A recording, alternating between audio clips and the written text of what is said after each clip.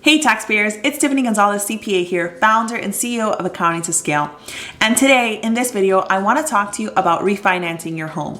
It's been a really hot topic I've been asked about in the last year. So it's important that I make a video for you so you can understand not only the two ways that you can refinance your home, but whether you should.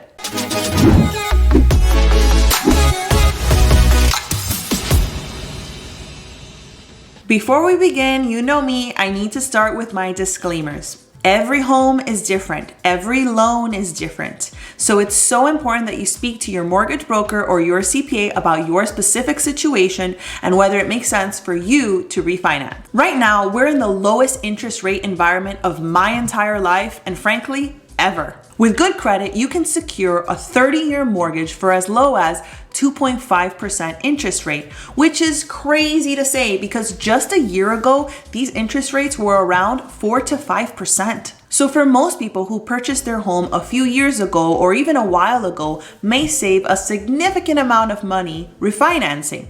This is why you need to learn about this topic. So once again, I'm going to discuss two different types of refinancing. One, I'm a huge fan of, and the other, not so much. The first type of refinancing is called rate and term refinancing. This is the most common type of refinancing.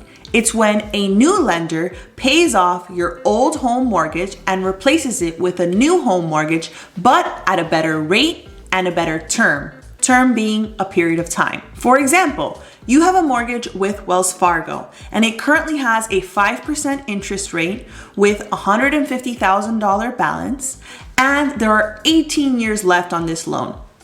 You're approached by a new bank, let's call it Bank of America, and they're offering you a 2.5 interest rate loan for a 15-year term. Now, in this refinance, your loan balance isn't changing much. It will still stay $150,000, but you're going to save a significant amount of interest, going from 5% to 2.5%.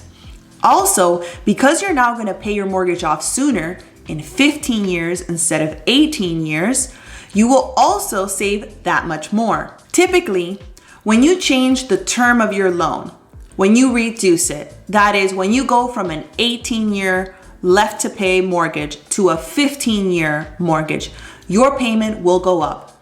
That's because you have less time to pay the loan. However, because you are simultaneously changing the interest rate, your payment actually will go down because more of your payment will be for principal. Therefore, when you're looking at a comparison of changing rate and term, you want to consider these factors. Term, reducing it will cause you to pay it off sooner, but may increase the payment amount. Interest rate, by going down, will save you money in interest and help offset the change in the payment amount. Now, the most important thing you need to consider before saying this is a done deal on this specific example is closing costs. At the end of the day, whenever you do a mortgage, new or refinanced, you have closing costs. These are the fees that the bank makes. This is the income they produce from doing this kind of loan. You have to consider that closing costs are going to eat into the savings of the refinance. For example, if you've done the math and seen that you're going to save $50,000 over the life of the loan by refinancing and closing costs are approximately $5,000, then really your savings is the difference between the two. $50,000 minus $5,000 in closing costs equals $45,000. And that's why understanding and knowing and asking about your closing costs is so important to the calculation of determining whether a refinance makes sense for you. Rate and term is my favorite type of refinancing. I think that if the deal is more lucrative now than it was when you first made it, it is always better to go with the deal. Analyzing whether it's a good deal can get tricky. Now, let's talk about the second type of refinancing. Cash out refinancing. Ugh. I am not a fan of this type of refinancing.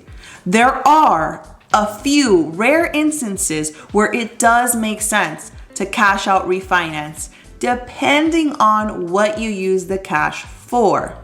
And we'll get into that. But in general, I don't agree with increasing your mortgage balance after you've worked so hard to get it to its current balance. Cash out refinance involves taking out the equity of your home as cash now by increasing the balance of your loan. And you're able to do that when your home has increased in value. I'm going to give you an example. Let's say you purchased your home for $350,000, and after several years, you've been able to decrease the loan balance to $300,000. As you look around, the market is hot, and your home is now worth $450,000. The equity in your home is the difference between the current market value, $450,000, minus what you owe on the home, $300,000.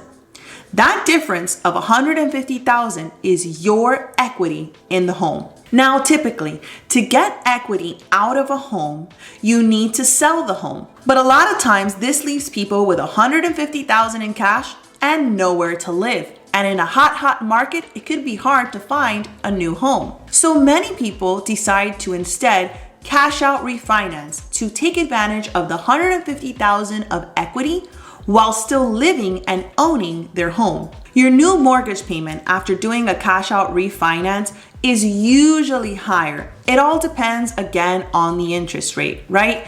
You're increasing the size of your loan. You're typically also increasing the term of your loan to help keep your payment low. And again, if you're getting a better interest rate than you had before, your payment isn't going up by much. In fact, this is how banks advertise cash out refinances. They tell you you can pay the same exact amount you're paying now and get the $150,000 equity out of your home. But the truth is, you've now increased your debt. You've gone from $300,000 in debt on your home to $450,000 in debt on your home. Now, the reason I don't like this type of cash out refinance is because how people use the cash out afterwards. That's really the most crucial part. Some individuals will use the cash out refinance to pay down high interest debt. The rationalization there is if I pay down the high interest debt, I save interest on my credit cards, and now the debt is at a lower amount through my home. But the problem with this is if you have really high credit card debt, you have to question your spending. You have to question why you got there in the first place. And my biggest fear with clients who do this is that in a few years, they actually end up again with a lot of credit card debt. So a lot of times, the cash out refinance to pay down credit card debt, while it can be a savior, needs to come with the caveat that the spending habits of the individual also need to change. Another popular cash out refi is to purchase a depreciating asset, like a boat. It is very common for homeowners to do something like this, take the equity out of their home and then purchase an asset like a boat. The problem with doing that is that boats, cars, these types of assets, they depreciate in value. When you try to sell these assets later on, very likely you're barely going to recover what you initially paid for. Unlike a home, where when you purchase it, ideally the market has gone up. Or like stock, for when you purchase it, the stock value has grown. And so you need to be very careful about using your home mortgage debt for a depreciating asset. And the last most popular reason why individuals cash out refinance is to renovate their existing home. Sometimes this is actually a good thing to do because it increases the value of your home by doing a major renovation, like a new roof, windows, etc. Also, sometimes it's absolutely necessary to do those repairs at that moment in time, and the homeowner doesn't necessarily have the cash. So this is not necessarily a bad cash out refinance. Again, it all comes down to what you use the cash for and how you use it and whether the numbers all make sense. For that reason, you should always consult your financial advisor or CPA whenever you're thinking about any type of refinancing. If you have a financial term or topic you'd like us to discuss, please leave it in the comments below. We love your suggestions. Hit the like button and subscribe to our YouTube channel. Follow us on LinkedIn, Instagram, and Facebook at Accounting to Scale. Until the next video, your favorite CPA, Tiffany Gonzalez.